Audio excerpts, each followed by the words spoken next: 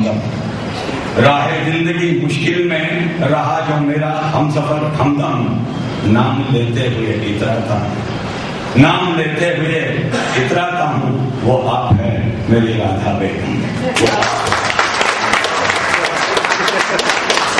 मक्का इस फिल्म का मतलब वैसा फरमाएगा, इसमें दिल चीरने वाली जो बात कह रहा हूँ, मेरा हार्ट अटैक का ऑपरेशन हुआ, ओपन हार्ट सर्जरी हो गई, उसी ताल्लुक से वो दिल चीरने वाली बात है। सिधार जाते हम कवि के परलो, सिधार जाते हम कवि के परलो, दिल हमारा चीरने के बाद। जीवित है आज सागर, जीवित है आज सागर, क्योंकि राधा के सिंदूर में है दम।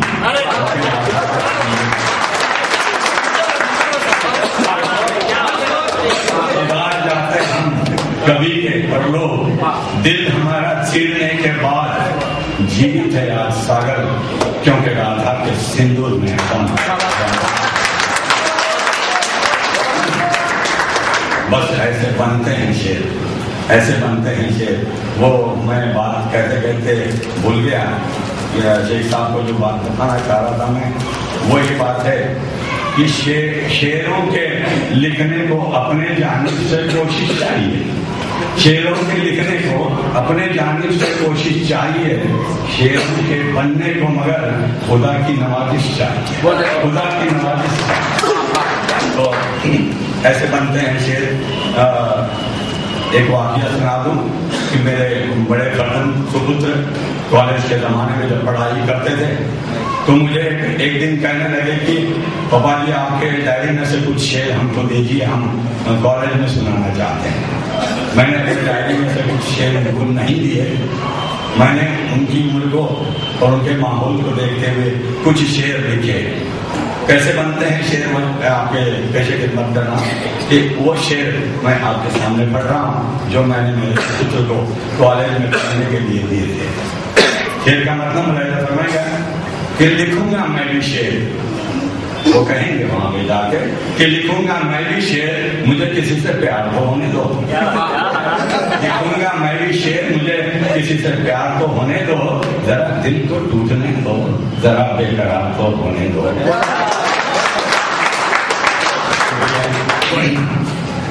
शेर बातें सुनी है, बातें सुनी है हुस्नो परी और जन्नते हूर की, बातें सुनी है हुस्नो परी और जन्नते हूर की।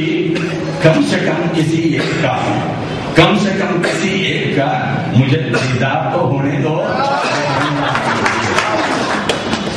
पत्थर को भी पानी कर दूं मैं अपने नगमों से, पत्थर को भी पानी कर दूं मैं अपने नगमों से, जज्बाएं गजल जुबां पे और हाथ में सितार को होने दो, लिखूंगा मैं भी शेर। मुझे ये मेरे मिजाज का शेर और बतौर खास पेश कर रहा हूँ और जो चाहूंगा, अकेले अकेले भी जीना कोई जीना है सागर, अकेले अकेले भी जीना कोई जीना है सागर। दोस्त न सही, दोस्त नहीं ना सही तुम्हारा कोई दुश्मन यार तो होने दो, मुझे किसी से प्यार हो।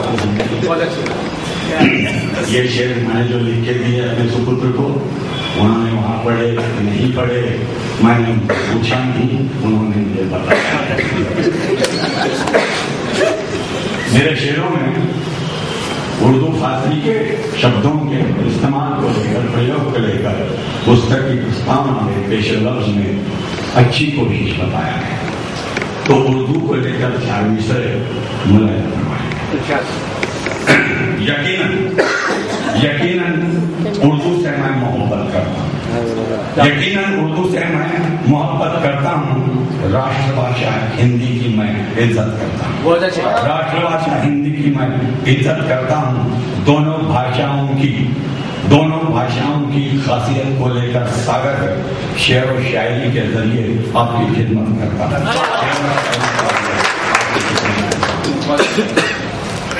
एक वाकया आपको बता दूं कि एक दिन मैंने नजारा देखा कि कुछ हसीनाएं फौजी लिबास पहने कतारों में अनुशासन में खड़ी और एक हसीना फौजी लिबास पहने उनके सामने उन्हें हुक्म देने खड़ी है और वो हुक्म दे रही है। उसके हुक्म की आवाज सुनकर मेरे एकाएक जुबान पे ऐसे आया कि हुक्म और सादगी से हुक्म में तो जरूर चाहिए, मगर हसीना के आवाज में कहां से आएगी जरूर।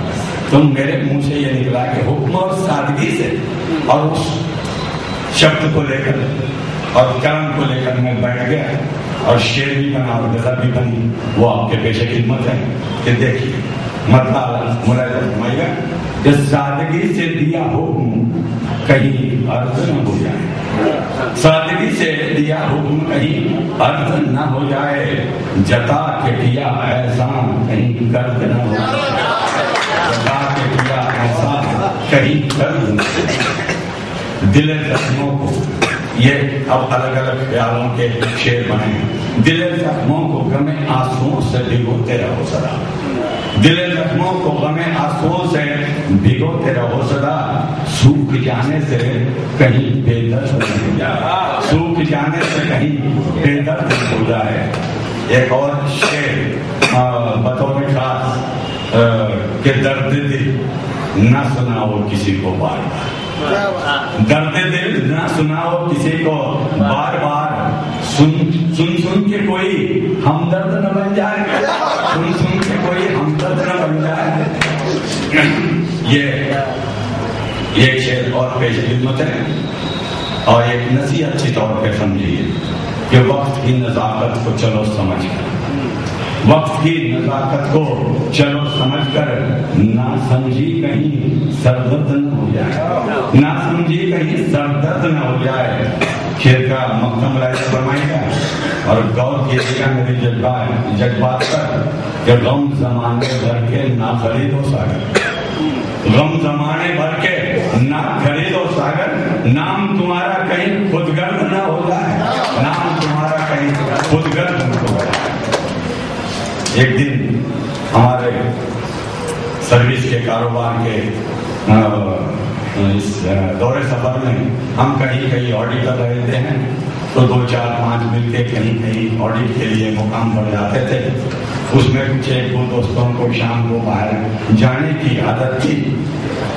अब वो दो दोस्त बाहर गए और कुछ ढूंढने निकले थे, उनको नहीं मिला। अब वो नहीं मिला तो मुझे आकर कहने लगे, यार हम पिछली बार आए थे तो हमको मिला था, अभी नहीं मिला, तुम्हारा क्या नहीं मिला?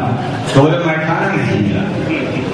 तो फिर उन्होंने वो बात कही तो मेरे दिमाग में एक बात आई, अरे तुम तो शराबी पुराने हो, मैं खाना भूल गए। ये बात मेरे दिमाग में आ गई तो मैंने वो बात को दिमाग में रखते हुए कलम हाथ में ले ली और शेर भी बने और गजल भी बनी आपके पेशे खिदमत में। शराबी पुराने मगर मैं खाना भूल गए, पी गए खूब मगर लड़खड़ाना भूल गए, पी गए खूब मगर लड़खड़ाना भूल गए। इसी अंदाज का एक और शेर देखिए कि शमाएं महफिल में जलती रही रात भर, शमाएं महफिल में जलती रही रात भर, परवाने आए मगर जल जाना भूल गए, परवाने आए मगर जल जाना भूल गए। एक और शेर उसका यूं देखिए कि आप सोचिए कि ऐसा अगर हो जाए तो क्या फिर मजा पाएगा। एक शेर अर्ज है कि अर्ज तमन्ना की